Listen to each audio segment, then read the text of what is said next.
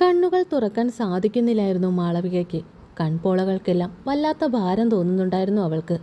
എങ്കിലും ശ്രമപ്പെട്ട് കണ്ണുകൾ തുറന്നതും മാളവികയ്ക്ക് സ്ഥലകാല ബോധം വരുവാൻ അല്പം സമയം വേണ്ടി വന്നു. അവൾക്കല്പം വെള്ളം കുടിക്കുവാൻ തോന്നി. വല്ലാതെ ദാഹിക്കുന്നുണ്ടായിരുന്നു. തൊണ്ടയെല്ലാം വറ്റിപ്പോയതുപോലെ തോന്നി. ഇതെവിടെയാ ഞാൻ? ചുറ്റുരുട്ടായതിനാൽ ഏതാണ് സ്ഥലമെന്ന് അവൾക്ക് മനസ്സിലാകുന്നുണ്ടായിരുന്നില്ല. തന്നെ ആരായിരിക്കും പിടിച്ചുകൊണ്ട് വന്നിരിക്കുക? ഇനിയൊരു പക്ഷേ ത്രിലോകെങ്ങാനും? അതോർത്തതും മാളവികയുടെ മനസ്സിൽ വെള്ളടി പറ്റി. ആരാ എന്നെ പിടിച്ചുകൊണ്ട് വന്നത്?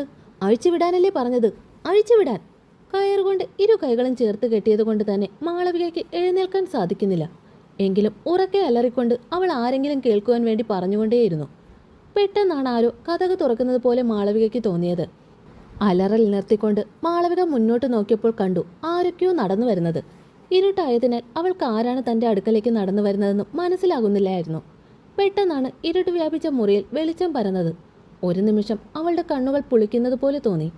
അത്രയും നേരം അന്ധകാരത്തിൽ ഇരുന്നത് കൊണ്ടായിരിക്കാം കണ്ണുകൾ തുറന്ന് തൻ്റെ മുന്നിൽ നിൽക്കുന്നവർ ആരാണെന്ന് നോക്കുവാൻ അവൾ ആഗ്രഹിച്ചിരുന്നെങ്കിലും മാളവികയുടെ കണ്ണുകൾ അതിനനുവദിച്ചില്ല.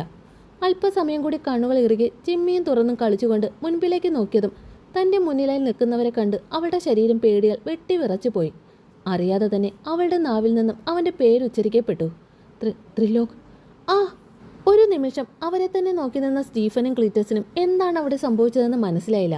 അവർ മുന്നോട്ട് നോക്കിയപ്പോൾ കാണുന്നത് കവളിൽ നിന്നും ചോര ഒലിപ്പിച്ചുകൊണ്ടിരിക്കുന്ന മാളവികയാണ്. സൂക്ഷിച്ചൊന്നുകൂടി നോക്കിയപ്പോൾ മനസ്സിലായി അവർക്ക് ത്രിലോകന്റെ കയ്യിൽ കാണുന്ന ഒരു ഇരുമ്പിന്റെ ചെറിയൊരു ദണ്ട്. രാക്ഷസ രൂപം പൂണ്ട് നിൽക്കുന്ന ത്രിലോകനെ കണ്ടതും മാളവിക വിറച്ചുപോയി. അവൾക്ക് അവനോട് എന്തെങ്കിലും ചോദിക്കുവാനുള്ള ധൈര്യം പോലും ഇല്ലായിരുന്നു. കയ്യിലുണ്ടായിരുന്ന ഇരുമ്പ് ദണ്ടിലേക്ക് നോക്കുന്തോറും മാളവികയ്ക്ക് തൻ്റെ പ്രാണൻ പറഞ്ഞു പോകുന്നത് പോലെ തോന്നി. എന്തും സംഭവിക്കാം, ചിലപ്പോൾ തൻ്റെ മരണം പോലും.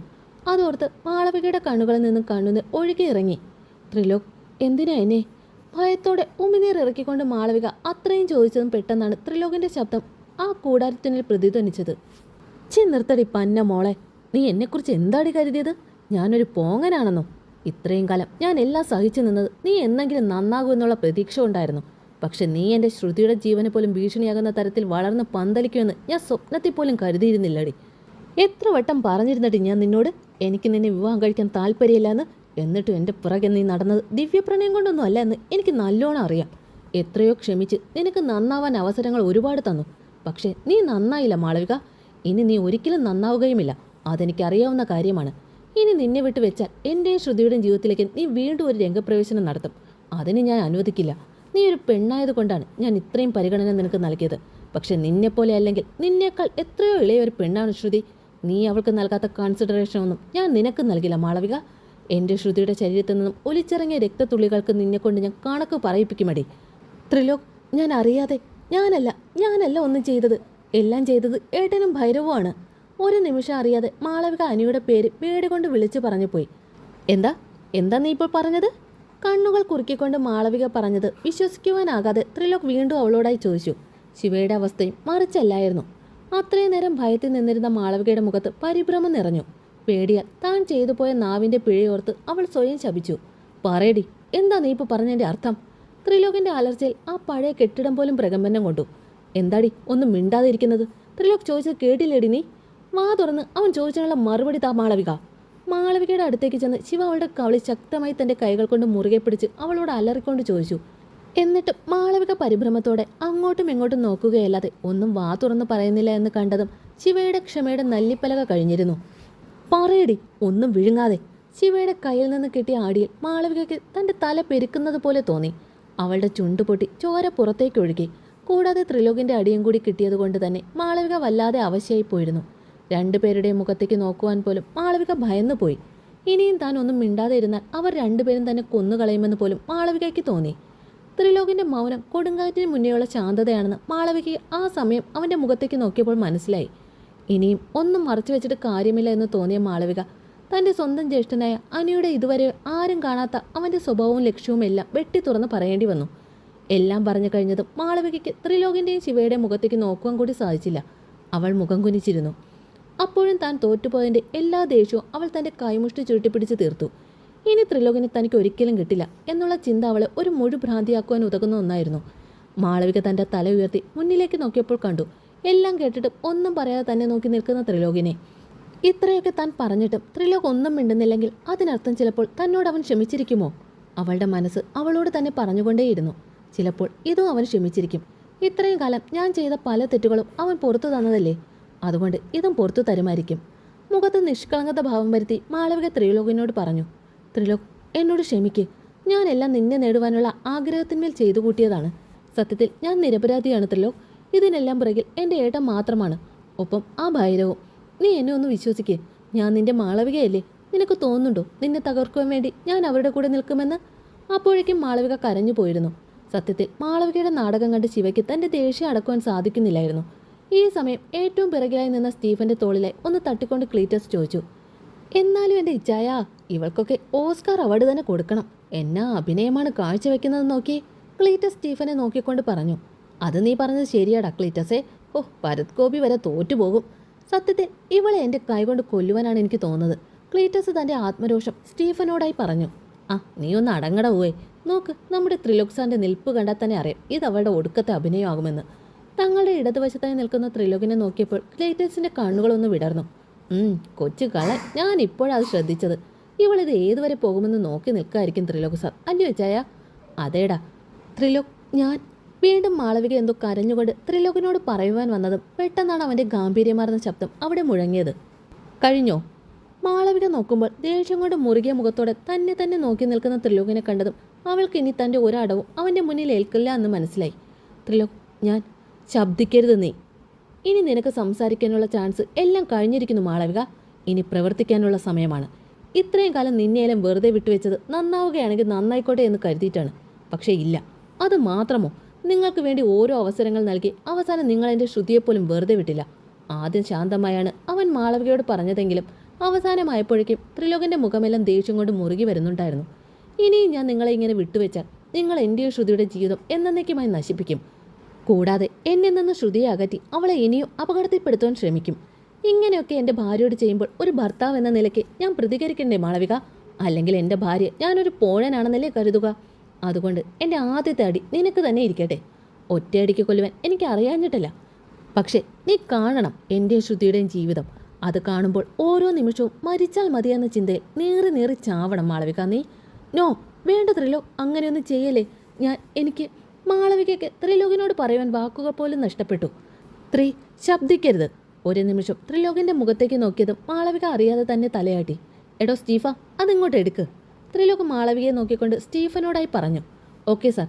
കേൾക്കേണ്ട താമസം സ്റ്റീഫൻ ഓടിപ്പോയൊരു ബോക്സിലെ അടച്ചു വെച്ചിരുന്ന സിറിഞ്ചുമായി ത്രിലോകിൻ്റെ അടുക്കലേക്ക് ഓടി വന്നു. ഇതാ സാറേ. സ്റ്റീഫനെ നോക്കിയൊന്ന് പുഞ്ചിരിച്ച് ത്രിലോക് ആ സിറിഞ്ച് മരുന്നും വാങ്ങി മാളവികയെ നോക്കിക്കൊണ്ട് തന്നെ ആ മരുന്ന് സിറിഞ്ചിലേക്ക് കുത്തിക്കയറ്റി. നിമിഷ നേരം കൊണ്ട് മാളവികയുടെ മുഖവും ശരീരവും എല്ലാം വിയർപ്പ് കണങ്ങൾ പൊടിഞ്ഞു. നീ എന്തായി ചെയ്യാൻ പോകുന്നത് ത്രിലോക്? ഭയം കൊണ്ട് മാളവികയ്ക്ക് അവനോട് ഒന്നും ചോദിക്കാൻ സാധിക്കുന്നില്ലായിരുന്നു.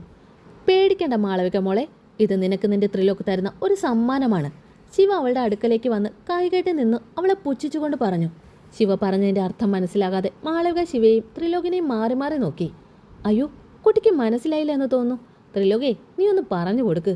ശിവ കളിയാക്കിക്കൊണ്ട് പറഞ്ഞതും ത്രിലോക് അവനെ നോക്കി പുഞ്ചിരിച്ചുകൊണ്ട് മാളവികയുടെ മുഖത്തേക്ക് നോക്കി പറഞ്ഞു. മാളവിക, ഈ മരുന്ന് നിന്റെ ശരീരത്തിൽ എത്തിക്കഴിഞ്ഞാൽ നീ പൂർണ്ണമായും പാരലൈസ്ഡ് ആയി പോകും. നാവ് പോലും ചലിക്കാൻ സാധിക്കാത്ത വിധം ചത്ത ശവത്തിന് തുല്യമായിരിക്കും നിന്റെ ജീവിതം. എൻ്റെ പെണ്ണിനെ ദ്രോഹിച്ച ഒരുത്തനെയും ഞാൻ വെറുതെ വിടില്ല. അതിലെ ആദ്യത്തെ എൻ്റെ ഇര നീയാണ് മാളവിക. പിന്നെ നിന്റെ ഏട്ടൻ എന്ന് പറയുന്ന ആ മോൻ, അവനുള്ളത് ഞാൻ കൊടുക്കുന്നുണ്ട്. അവനല്ലേ ഈ കളിയുടെ മാസ്റ്റർ ബ്രെയിൻ. ആദ്യം പൊന്നനുജത്തിയുടെ ഈ അവസ്ഥ കണ്ട് അവൻ്റെ നെഞ്ച് പൊടിയണം. പിന്നെ ഇരുട്ടത്ത് നിന്ന് അവനെ ഞാൻ വെളിച്ചത്തിലേക്ക് കൊണ്ടുവരും. ആയിട്ടില്ല. അവൻ പിടിക്കപ്പെട്ടു എന്നുള്ള സത്യം അനി ഇതുവരെ അറിഞ്ഞിട്ടില്ല. ഞങ്ങൾ എല്ലാ സത്യങ്ങളും അറിഞ്ഞുവെന്ന് വിളിച്ചു പറയാൻ കഴിയാതെ നീ അവൻ്റെ മുന്നിൽ കിടന്ന് നരകിക്കുന്നത് ഞങ്ങൾക്ക് കാണണം. മുറുകിയ മുഖത്തോടെ അത്രയും പറഞ്ഞു കഴിഞ്ഞതും ത്രിലോക് പിറകിലായി നിൽക്കുന്ന സ്റ്റീഫനെ ഒന്ന് നോക്കി. അവൻ നോക്കിയതിൻ്റെ അർത്ഥം മനസ്സിലായതുപോലെ സ്റ്റീഫൻ ഓടി വന്ന് ത്രിലോകിൻ്റെ കയ്യിൽ നിന്നും ആ സിറിഞ്ച് മാളവികയുടെ കഴുത്തിലേക്ക് കുത്തിയിറക്കാൻ ശ്രമിച്ചു. വിടാനല്ലേ പറഞ്ഞത് ത്രിലോക്, വേണ്ട. മാളവിക ആദ്യമായി ആർത്ത് കരഞ്ഞുപോയി. ഓ, ഈ പെണ്ണ് സമ്മതിക്കുകയില്ല. എടാ ക്ലീറ്റസേ, നീ കൂടെ വാ, ഇതിനെ ഒന്ന് പിടിക്ക്. ആ ഇച്ചായ. കേൾക്കേണ്ട താമസം ക്ലീറ്റസ് കൂടി വന്നവളുടെ ഇരു കൈകളും ബലമായി പിടിച്ചു വെച്ചതും സ്റ്റീഫൻ ആ സിറിഞ്ചിലെ മരുന്ന് മാളവികയുടെ കഴുത്തിലേക്ക് കുത്തിയിറക്കി. നോ, ആ. എടോ ഭൈരവ്, മാളവിക പോയിട്ട് എത്ര സമയമായി എന്നറിയുമോ? ഇത്രയും നേരമായിട്ട് അവൾ തിരികെ വന്നിട്ടില്ല. ആനി അല്പം ടെൻഷനോടെ ഭൈരവിനോട് പറഞ്ഞു. Hey cool man. മാളവിക ആയതുകൊണ്ട് നീ ഭയപ്പെടേണ്ട ആവശ്യമില്ല. അവൾ പോയാൽ പോയ പോലെ തിരിച്ചു വരാനും അറിയുന്ന നല്ല ചുണക്കുട്ടിയാണ്. നീ ഒരു കാര്യം ചെയ്, അവളുടെ മൊബൈലിലേക്കൊന്ന് വിളിച്ചു നോക്ക്. അതൊക്കെ ഞാൻ വിളിച്ചു നോക്കി, പക്ഷെ ഫോൺ സ്വിച്ച് ഓഫ് ആണ്. എനിക്കെന്തോ ഭയം തോന്നുന്നു ഭൈരവ്. അവൾ ഇത്രയും നേരം വൈകുകയാണെങ്കിൽ തീർച്ചയായും എന്നെ കോണ്ടാക്ട് ചെയ്യാതെ ഇരിക്കില്ല. ഇതിപ്പോൾ ആദ്യമായി അനിയെ ഭയം എന്ന വികാരം കീഴ്പ്പെടുത്തുവാൻ തുടങ്ങി. ഇനി ചിലപ്പോൾ ത്രിലോകെങ്ങാനും നമ്മൾ ഇവിടെ വന്ന കാര്യം. അനി അല്പം പരിഭ്രമത്തോടെ ഭൈരവിനോട് പറഞ്ഞു. നോ, അതിനുള്ള സാധ്യതയൊന്നും കാണുന്നില്ല. അങ്ങനെയാണെങ്കിൽ ത്രിലോകിൽ നിന്നും ഒരു അറ്റാക്ക് നമ്മൾ എപ്പോഴേ പ്രതീക്ഷിക്കേണ്ടതാണ്. ഇത് ചിലപ്പോൾ അവളുടെ കാർ എങ്ങാനും കംപ്ലൈൻ്റ് ആയിട്ടുണ്ടാകും. നീ ഇങ്ങനെ ടെൻഷനാകാതെ അനി, നമുക്കൊരു കാര്യം ചെയ്യാം. ഞാൻ എൻ്റെ ആൾക്കാർ വിട്ടൊന്ന് അന്വേഷിക്കട്ടെ. അത്രയും പറഞ്ഞ് ഭൈരവ് തൻ്റെ മൊബൈൽ എടുക്കാൻ ഒരുങ്ങുമ്പോഴാണ് അനിയുടെ മൊബൈൽ ഫോൺ റിങ് ചെയ്യുന്നത്. അൺനോൺ നമ്പറിൽ നിന്നും ഉള്ള കോളാണെന്ന് കണ്ടതും നെറ്റി ചുളിച്ചുകൊണ്ട് അനി ഫോൺ അറ്റൻഡ് ചെയ്തു. എന്നാൽ മറുതലക്കിൽ നിന്നും കേട്ട വാർത്തയിൽ അവൻ ആകെ നടുങ്ങി വിറച്ചുപോയി. വാട്ട്? നോ! അനിയും ഭൈരവും കൂടി സിറ്റി ഹോസ്പിറ്റലിലെ ICUവിലേക്ക് പായുകയായിരുന്നു. അവർ വരുന്ന അതേ സമയത്ത് തന്നെയാണ് ICUവിൽ നിന്നും ഒരു ഡോക്ടർ പുറത്തേക്ക് ഇറങ്ങി വന്നത്. ഡോക്ടർ മാളവിക. മാളവികയുടെ റിലേറ്റീവ് ആണോ? ഡോക്ടർ അനിയുടെ മുഖത്ത് നോക്കി ചോദിച്ചു. അതെ ഡോക്ടർ, എൻ്റെ അനിയത്തിയാണ്. എന്താ അവൾക്ക് പറ്റിയത്? നിങ്ങൾ രണ്ടുപേരും എൻ്റെ ക്യാബിനിലേക്ക് വരൂ. അല്പം സീരിയസ് ആയി സംസാരിക്കാനുണ്ട്. അത്രയും പറഞ്ഞ് ഇരുവരെയും ഒന്ന് നോക്കിക്കൊണ്ടാണ് ഡോക്ടർ നടന്നു നീങ്ങി. ഡോക്ടർ വിശ്വനാഥൻ്റെ മുന്നിലിരിക്കുമ്പോൾ രണ്ടുപേരും വല്ലാത്തൊരവസ്ഥയിലായിരുന്നു. അനിയുടെ അവസ്ഥ കണ്ട് ഭൈരവ് ഡോക്ടറോട് ചോദിച്ചു. ഡോക്ടർ, മാളവികയ്ക്ക് ഇപ്പോൾ പറയുന്നത് കൊണ്ടൊന്നും തോന്നരുത്. മാളവിക പൂർണ്ണമായും പാരലൈസ്ഡ് ആയിപ്പോയി. വാട്ട്? ഇരുന്നിടത്ത് നിന്നും അനി അലറിക്കൊണ്ട് എഴുന്നേറ്റ് നിന്നു. അനിയുടെ നിൽപ്പും ഭാവവും കണ്ടപ്പോൾ ഭൈരവ് അവനെ ബലമായി ചേറി തന്നെ പിടിച്ചിരുത്തി. കൂൾ ഡൗൺ, ഞാൻ പറയുന്നത് മുഴുവനായിട്ട് കേൾക്കൂ. അതായത് മാളവിക എന്ന പേഷ്യൻറ്റിനെ ഇവിടെ കൊണ്ടുവരുമ്പോൾ തന്നെ ആ കുട്ടിക്ക് ബോധമില്ലായിരുന്നു. നാട്ടുകാർ ചിലരാണ് ഇവിടെ എത്തിച്ചത്. അവരോട് ചോദിച്ചപ്പോൾ പറഞ്ഞു കാർ ആക്സിഡൻ്റ് ആയതാണെന്നാണ്. ഇവിടെ കൊണ്ടുവന്ന അല്പസമയം കഴിഞ്ഞപ്പോൾ തന്നെ ആ കുട്ടിക്ക് ബോധം തെളിഞ്ഞിട്ടുണ്ട്. പക്ഷേ ഞങ്ങൾ ചോദിക്കുന്നതിന് മറുപടി പറയാൻ പറ്റുന്നില്ല എന്ന് കണ്ടപ്പോഴാണ് ഞങ്ങൾ മറ്റ് ചെക്കപ്പുകൾ നടത്തിയത്.